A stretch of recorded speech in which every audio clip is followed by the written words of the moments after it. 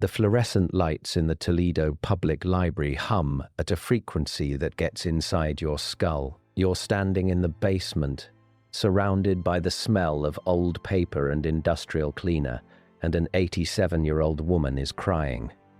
Her name is Eleanor Marsh. She worked here for 36 years. She hasn't talked about Victor Alexandrovich since the morning they found him dead in the boiler room, slumped against a mop bucket.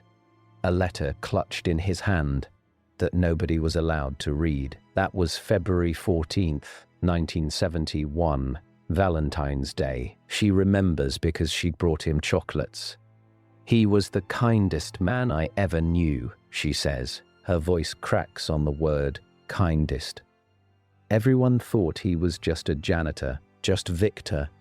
Swept the floors, fixed the radiators, spoke with an accent nobody could place. She reaches into her purse with trembling hands, pulls out a photograph so old the edges have worn soft as cloth. But he wasn't just anything. He was the last of his line, the last heir to a throne that doesn't exist anymore, a throne they erased from every history book in every language on Earth. The photograph shows a man in coveralls, broom in hand, standing in front of the library's main entrance. He's smiling slightly. His eyes are the saddest things you've ever seen. They killed everyone else, Eleanor whispers. His entire family, everyone who knew what he was. They hunted them across 3 continents for 60 years, and Victor. She taps the photograph. Victor hid here, in a library basement, mopping floors, waiting to die. The fluorescent light flickers once. "He told me everything," she says, right before the end. About the Empire, about the throne, about what they did to make us forget. She looks at you with eyes that have held this secret for 53 years. "I've never told anyone, but I'm 87 years old now. And someone needs to know what they erased." The Toledo Public Library opened its doors in 1940, a limestone monument to Depression-era optimism. 3 stories of reading rooms and card catalogues, built in the days when people still believed knowledge was something you could preserve. The basement is different, always has been. You descend the concrete stairs, and the temperature drops 15 degrees. The walls down here are older than the building above them. They built the library on top of an existing foundation, something that was here before, though the city records don't say what. The stone is wrong, smoother than it should be, fitted together without visible mortar. There's a room in the back corner that Victor Alexandrovich claimed as his own for 24 years, a maintenance closet, technically 8 feet by 12. He kept a cot there, a hot plate, a small shelf of books in a language the other staff couldn't read. Eleanor Marsh stands in the doorway of that room now. She hasn't been down here since 1971. They cleaned it out, she says quietly. The day after he died, men in suits, not police. They showed badges, but I don't think they were real. They took everything, the books, his papers, even the blanket off his cot. She steps inside. The closet is empty now, just concrete walls and a single bare buphounds. "I was 23 when I started here," Eleanor says. 1952, fresh out of library school. Victor had already been here 5 years by then. Everyone said he was strange, kept to himself, spoke English like he'd learned it from a textbook, every word precise and careful. She runs her hand along the wall. But he wasn't strange to me. He was careful, that's the word. Like a man who'd learnt that speaking too loudly could get you killed. Eleanor Marsh worked the reference desk on the main floor. Victor cleaned the building from top to bottom every night, starting at midnight, finishing at dawn. For 16 years, their paths barely crossed. Then, in the winter of 1968, everything changed. There was a man, Eleanor says. He came to the library 3 days in a row, said he was researching genealogy, Eastern European family histories, asked to see records we didn't even know we had. She pauses. Her hands are shaking. On the 3rd day, I came down here to find a reference book, and I saw Victor talking to this man. down here, in the basement, speaking in a language I'd never heard. Victor's face was white as paper, terrified. The man left that afternoon and never came back. But Victor changed. He started talking to me after that, little things at first. Comments about the weather, questions about my family. Then, one night, he asked me to stay after closing. Said he had something to show me. Eleanor's voice drops to barely a whisper. He showed me a ring, gold with a crest I didn't recognize. Said it had been in his family for 400 years. Said it was the seal of the Tartarian Empire. She looks at you with something between fear and defiance. I laughed. I actually laughed. Said there was no such thing as a Tartarian Empire. I had a history degree. I'd never heard of it. Victor just nodded, like he expected that answer. And he said, "Of course you haven't. They spent 200 years making sure you wouldn't." Over the next 3 years, in whispered conversations in this basement, Victor Alexandrovich told Eleanor Marsh the story of his life, the story of his bloodline, the story of an empire that ruled half of Asia and a quarter of Europe, an empire that was systematically dismantled, its cities destroyed, its people scattered, its very existence scrubbed from human memory. He said his grandfather was the last Tartarian emperor, Eleanor says, abdicated in 1887 when the armies came. The family fled Russia, then Austria, then Germany, then Argentina, then finally here, Toledo, Ohio, because who would look for an emperor's grandson mopping floors in Ohio? Her voice breaks. Everyone else was dead. His father, his uncles, his cousins, hunted down one by one across 50 years. Victor was the only one Lafitte, the last heir to a throne that the world had been taught never existed. She reaches into her pocket and pulls out a small piece of paper, yellowed with age. He gave me this the night before he died. Said if anything happened to him, I should keep it hidden, keep it safe, never show anyone. She unfolds it with trembling fingers. I've looked at it every day for 53 years. I still don't understand what it means. The paper contains a single line of text in an alphabet you don't recognize, followed by a set of coordinates. He said this was where they buried the proof. Eleanor whispers, everything they couldn't destroy. Everything that proves the empire was real. The throne was real. His bloodline was real. She folds the paper back up, puts it in her pocket, but I was too scared to ever look, too scared to even try. The fluorescent light flickers again. Victor knew they were coming for him, she says. The last few weeks, he barely slept, kept looking over his shoulder. Said the man from 1968 had found him again. Said there were others watching the library. She's crying now, tears running down her face. I asked him to run, begged him. He just smiled, that sad, tired smile. And he said, I've been running my whole life, 63 years. I'm tired, Eleanor. Let them come. At least the secret will die with me. But it didn't die with him, because Eleanor Marsh has carried it for 53 years, and now she's giving it to you. Someone needs to know, she says, before I die. Someone needs to know that Victor Alexandrovich was not just a janitor. He was the last king of a forgotten empire. And they murdered him for it. The library's reading room still has the same oak tables from 1940. Afternoon light streams through windows that haven't been cleaned properly since Victor died. Margaret Chen is waiting at one of those tables. She's 71 years old, retired postal worker, lived next door to Victor's boarding house from 1965 until his death. She's brought a shoebox. Everyone on Fulton Street knew Victor, she says. Quiet man, polite, always nodded when he passed, never made trouble, paid his rent on time, the kind of tenant you forget exists. She opens the shoebox carefully. My mother was his landlady. He rented a single room on the second floor, bathroom down the hall, shared kitchen, $28 a month. He paid in cash, always. Inside the shoebox, a leather pouch, a brass key, 3 photographs, and a small book with a cover that looks like it's made from something other than paper. When Victor died, the men in suits came to the boarding house too. Same ones who cleaned out the library. They went through his room for 6 hours. Took everything they could find. Boxes and boxes of papers. Books. Clothes. Even the wallpaper, they stripped it right off the walls. Her hands hover over the shoebox contents. But they didn't find these. Because Victor had given them to my mother 3 weeks before he died. Asked her to hide them. Said they were family heirlooms. Said no one else could ever know. Margaret picks up the leather pouch and opens it. Inside is a gold ring. Heavy. Old.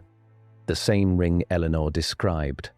The seal of the Tartarian Empire, Margaret says. At least that's what Victor told my mother.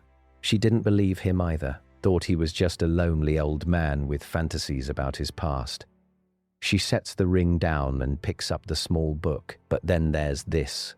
The book is bound in something that looks like leather, but doesn't feel like it. The pages inside are covered in the same unknown alphabet from Eleanor's paper, dense lines of text, accompanied by diagrams, maps, what might be family trees. I've shown this to linguistics professors, Margaret says.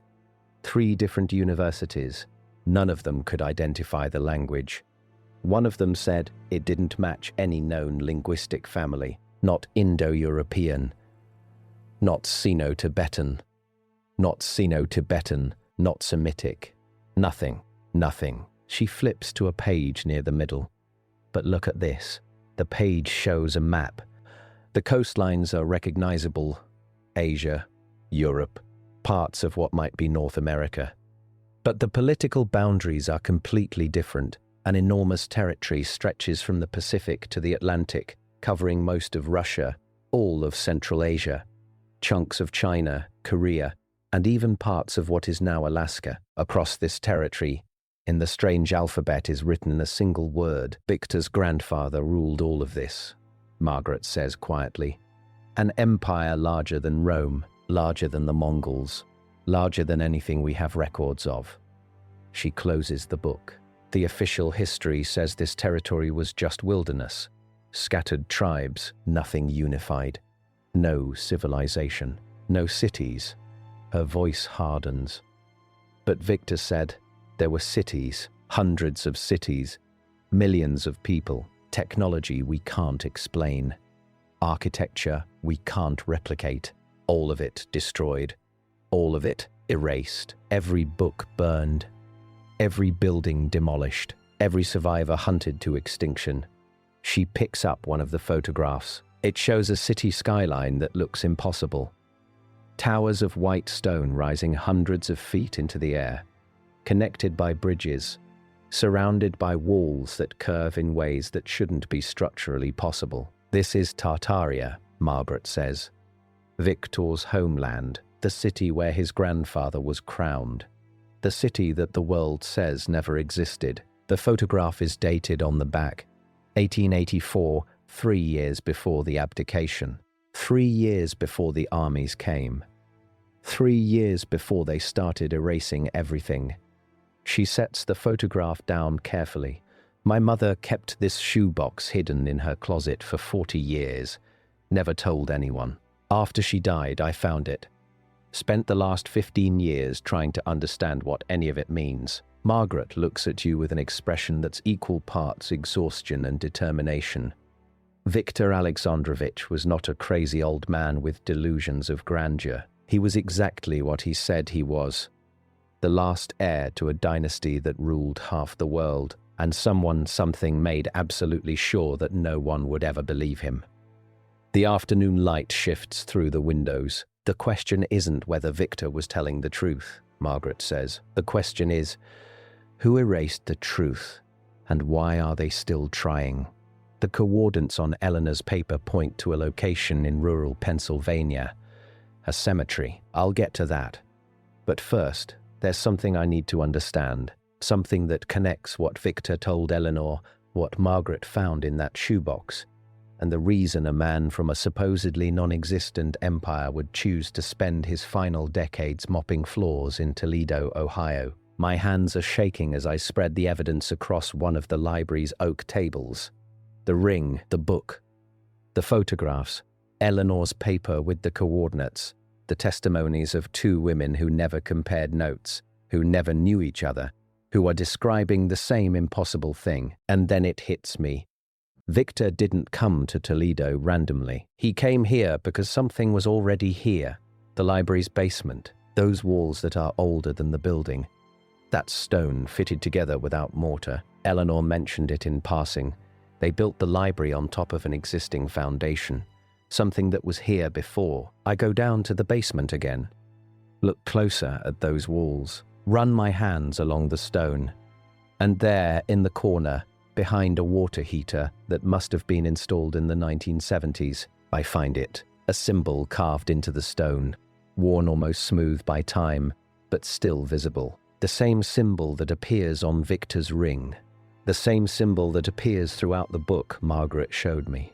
The seal of the Tartarian Empire, carved into the foundation of a building in Toledo, Ohio. Victor didn't choose this library at random. He came home. Before I can understand what this means, I need to go somewhere else. In 2019, a Russian academic named Dr. Yuri Volkov published a paper that was immediately suppressed. It described documents he'd found in a forgotten archive in St. Petersburg's, documents that referenced something called the Tartarian succession. Dr. Volkov died in a car accident 3 months after the paper was withdrawn. His research notes disappeared, but before he died, he sent copies to a colleague in Vienna. That colleague's name was Dr. Klaus Brenner. He's 76 years old now, living in a nursing home outside Salzburg. He agreed to speak to me on one condition, that I never reveal the name of the nursing home. Yuri found the bloodline records, Dr. Brenner says. His English is accented but precise. Every heir to the Tartarian throne, going back 400 years. Names, dates, locations. He traced the lineage from the last emperor to his surviving descendants. Dr. Brenner's hands tremble as he speaks. There were 17 heirs alive in 1945. By 1971, there was one. A man living in the United States, working according to Yuri's records, as a janitor in a public library. Victor Alexandrovich. Yuri wanted to go public, Dr. Brenner says, wanted to reveal everything. The bloodline, the succession, the proof that the Tartarian Empire was real and that its last heir was still alive. He looks away. 2 weeks after he submitted the paper, men came to his apartment, took all his research.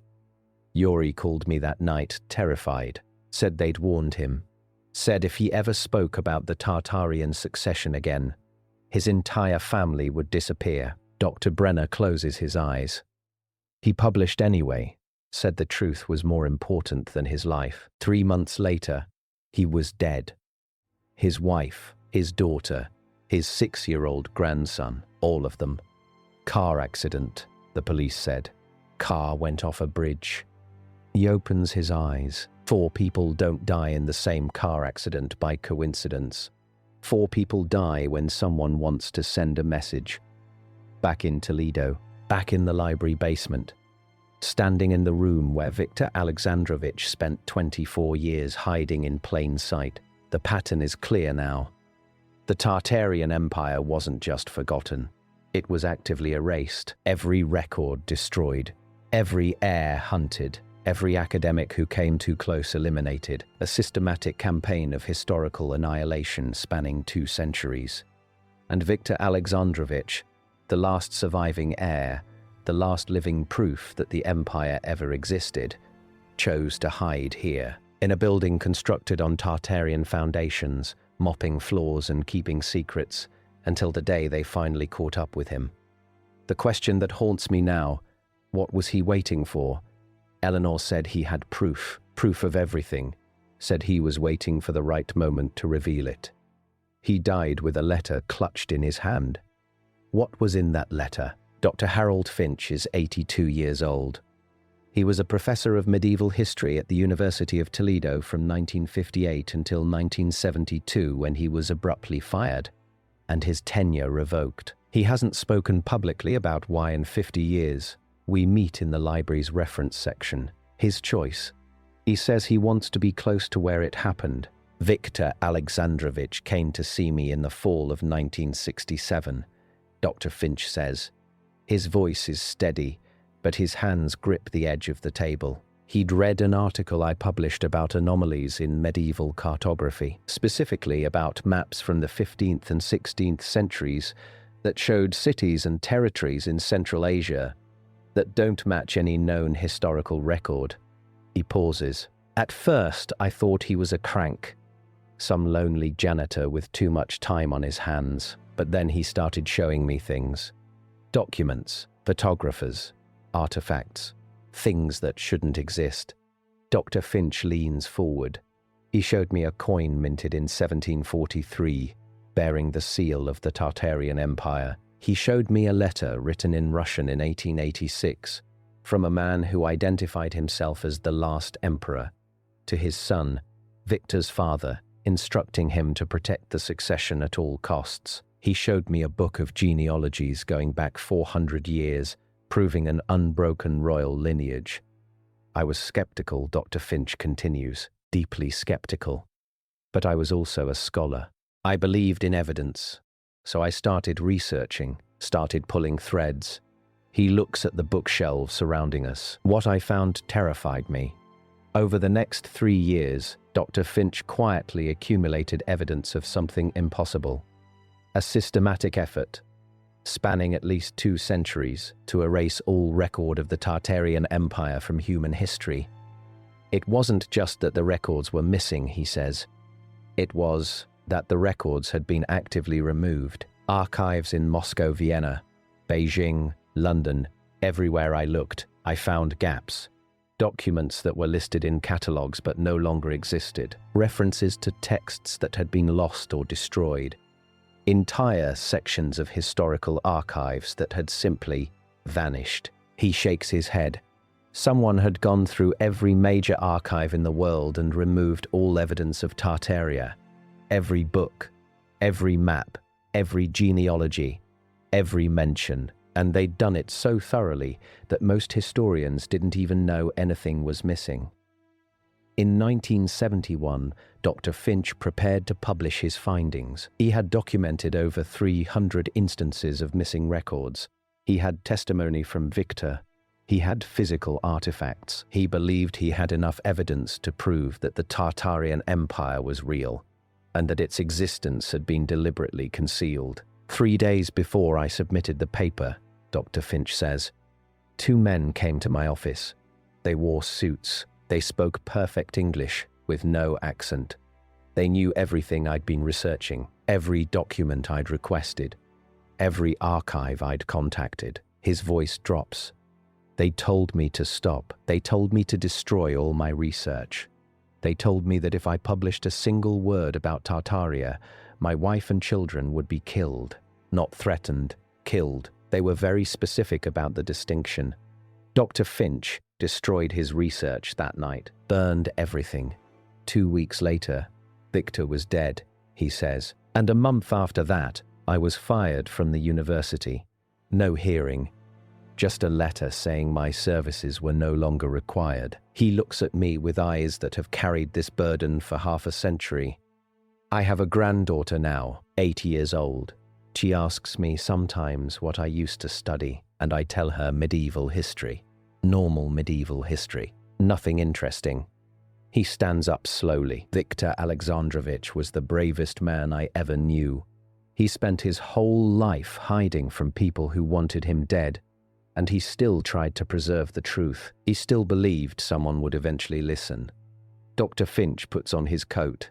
I wasn't brave enough to help him. I chose my family over the truth. I think about that choice every day. He pauses at the door.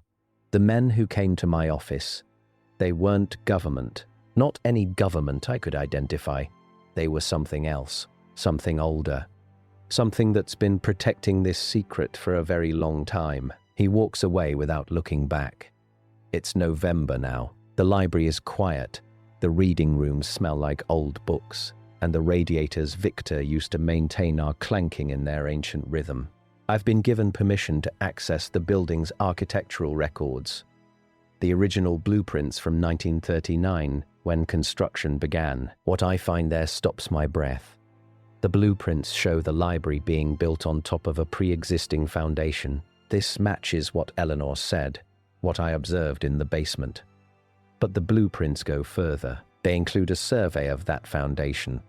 Conducted in 1938 the survey notes that the foundation stones are carved from a type of granite that doesn't exist anywhere in Ohio, that they're fitted together with a precision that exceeds modern engineering tolerances. That carbon dating of organic material found between the stones suggests they were placed approximately 800 years ago. 800 years. The survey also notes something else. In the center of the foundation, there's a sealed chamber. The surveyors couldn't open it. They noted its existence, recommended leaving it undisturbed, and moved on with construction. A sealed chamber. In the foundation of the building where Victor Alexandrovich chose to spend the last 24 years of his life. Robert Kowalski has been the maintenance supervisor at the Toledo Public Library for 15 years. He's 58, quiet, has the calloused hands of someone who's spent his life fixing things. I've heard the stories about the old janitor, Robert says. We're standing in the basement near the water heater where I found the carved symbol. Everyone who works here long enough hears them. Strange guy who lived in a closet, spoke in a foreign accent, got killed under mysterious circumstances. He shrugs. Figured it was just library folklore. Every old building has ghost stories. But then Robert tells me something that changes everything. About 5 years ago, we had some foundation work done, waterproofing issue. The contractors had to dig down along the eastern wall. He points to a section of the basement where the stone is slightly different, newer mortar filling ancient seams. They found something, a doorway, sealed up, covered over, but definitely a doorway, leading down. My heart is pounding. Did they open it? Robert shakes his head. We called the city. Historical preservation people came out. They took one look, made some phone calls, and the next day we got a letter saying the doorway had to be resealed immediately. No excavation, no investigation. National security concerns, the letter said. He looks at me. National security. For a doorway in a library basement. Robert refused to reseal it himself, said it felt wrong. The city sent their own contractors, men Robert had never seen before, who didn't speak to anyone, who worked overnight and were gone by morning. But before they sealed it, Robert says, I took a look inside. Just for a second, shined a flashlight down. He's quiet for a long moment. There were stairs, going down a long way, and at the bottom, I could just barely see. There was something that looked like a room, a big room. And in the room there were shapes, tall shapes, like statues, or maybe, he trails off, maybe thrones. The coordinates on Eleanor's paper led to a small cemetery in Clarion County, Pennsylvania. It's 3 hours from Toledo. I drive there on a grey November afternoon. The cemetery is old, 18th century, according to the rusted sign at the entrance. Most of the headstones are worn smooth, names and dates erased by 2 centuries of weather. But in the far corner, surrounded by overgrown brush, I find what Victor wanted me to find, a mausoleum. Small, built from the same wrong-colored granite as the library's foundation. The door is sealed with a lock that looks impossibly old. On the door, carved deep into the stone, is the seal of the Tartarian Empire. I don't have a key. I can't get inside. But I know now what Victor Alexandrovich preserved, what he spent his life protecting. The proof is here, somewhere beneath this sealed door, in a mausoleum that officially doesn't exist in any record I can find. There are documents, artifacts, maybe bodies, the evidence of an empire that ruled half the world, whose existence was erased so completely that even academics who study this period don't know it's missing. Victor could have run, could have disappeared into anonymity somewhere they'd never find him. Instead, he stayed in a building built on Tartarian foundations, stayed close to whatever is in that sealed chamber, stayed to be a guardian, a witness, the last living connection between the erased past and the people who might someday rediscover it. He didn't die defeated. He died waiting for someone to come, someone to inherit the secret, someone to finally open the door. The letter Victor was holding when he died was confiscated by the men in suits. Eleanor never saw what was in it, but there was another letter, one Victor wrote the week before his death, one he gave to the priest at St. Stephen's Catholic Church on Dorr Street, with instructions to keep it sealed for 50 years. Father Thomas Murphy is 81 years old now. He was a young priest in 1971. He remembers Victor coming to confession, though Victor wasn't Catholic. He said he needed to tell someone the truth before he died. Father Murphy says, "We're sitting in the rectory, afternoon light falling through stained glass windows." He wasn't looking for absolution. He was looking for a witness. The priest hands me an envelope, yellowed with age. Victor's name written on the front in precise, careful handwriting. "The 50 years are up," Father Murphy says. He wanted this read, eventually, by someone who would understand. I open the envelope with trembling hands. The letter is written in English, but certain words appear in that unknown alphabet. Words Victor apparently couldn't or wouldn't translate. "My name is Victor Mikhailovich Alexandrovich. I am the last living heir to the throne of Tartaria, the empire that your history books say never existed. By the time you read this, I will be dead. I have known this was coming for years. The Watchers have found me. The same organization that killed my father. My uncles, my cousins, they have been patient, but they always find us in the end. I do not ask for justice. There is no justice for a man whose entire world was erased. I ask only for memory. The Tartarian Empire ruled from the Pacific to the Atlantic for 400 years. Our cities were vast and beautiful. Our technology exceeded anything the world had seen. Our people numbered in the hundreds of millions. In 1887 they came. The armies of the New Order. They told us to surrender our sovereignty, our knowledge, our identity. My grandfather refused, and so they destroyed us. Not just militarily. They destroyed us completely, burned our cities, scattered our people, killed everyone who remembered. And then they went through every library, every archive, every historical record on Earth. And they erased us, made it so we had never existed at all. Why? Because of what we knew, what we preserved. Knowledge that those who rule your world want, kept hidden forever. I have protected what remains. The sealed places, the hidden archives, the bloodline itself.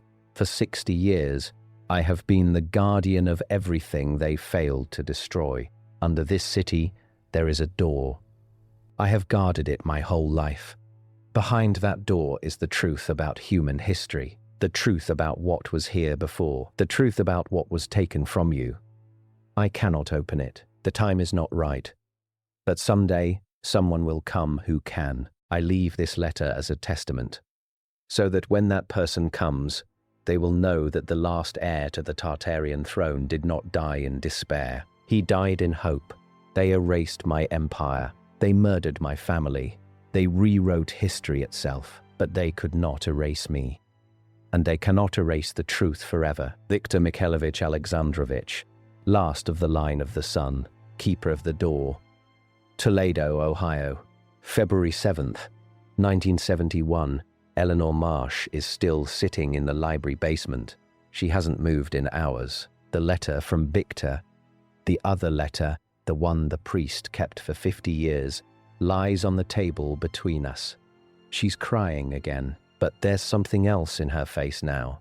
Something like peace. He didn't die hiding, she says. He died protecting. The fluorescent lights hum.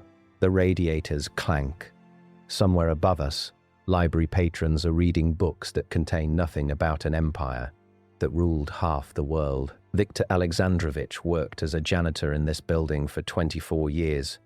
He swept floors, fixed radiators, lived in a closet, earned minimum wage, never complained, never drew attention, never told anyone the truth except the few people he trusted completely. He was the last heir to a throne that has been erased so thoroughly that even speaking its name sounds like madness. And somewhere beneath this building, behind a door that was sealed centuries ago, there's a room with stairs going down a long way, and at the bottom, shapes that might be thrones. What happened to the Tartarian Empire? Who destroyed it? Who spent 200 years erasing every trace of its existence from human memory? Why is there Tartarian architecture underneath a public library in Toledo, Ohio? What is behind the sealed door that Victor Alexandrovich spent his life guarding? What knowledge did the Empire preserve that was so dangerous it had to be not just conquered but forgotten? Who are the men in suits who came for Victor's belongings, who silenced Dr. Finch, who killed Dr. Volkov and his family, who continue to protect this secret with such ruthless efficiency? Why are they still watching? I don't have answers to these questions. Maybe no one does anymore. Maybe the truth is buried so deep that it will never surface. Maybe Victor was the last person on Earth who could have explained what really happened, and his death marked the final victory of those who want the past to stay erased. Or maybe he was right. Maybe the time wasn't right. Maybe the door was meant to stay closed a little longer. Maybe someone is coming someday who will be able to open it. Eleanor Marsh gave me the paper with the coordinates. Margaret Chen gave me the photographs. Robert Kowalski told me about the stairs going down. Father Murphy gave me the letter. Somewhere in a cemetery in Pennsylvania, there's a mausoleum that shouldn't exist. Somewhere under this library, there's a room that was sealed 800 years ago.